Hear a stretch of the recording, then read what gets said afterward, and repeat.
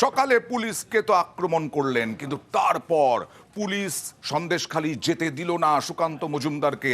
আর সুকান্ত মজুমদার গাড়ির বনেটের ওপরে উঠে পড়লেন। তারপরে দেখাবো এক এক করে আপনাদেরকে ছবি। দেখুন, সুকান্ত মজুমদার গাড়ির বনেটের ওপরে উঠে কর্মী সমর্থকদের উদ্দেশ্যে কিছু বলার চেষ্টা করছেন এবং তারপরে নামাতে যাচ্ছেন নিরাপত্তারক্ষীরা। আর তারপরেই শুয়ে পড়লেন গাড়ির বনেটের ওপরে, অসুস্থ হয়ে পড়লেন সুকান্ত মজুমদার। বলা হচ্ছিল পালস রেট ঠিকঠাক নয়, প্রেশার ওঠানামা করছে, অসুস্থ হলেন। তাকে একেবারে পুলিশের গাড়িতে করেই বেসরকারি হাসপাতালে,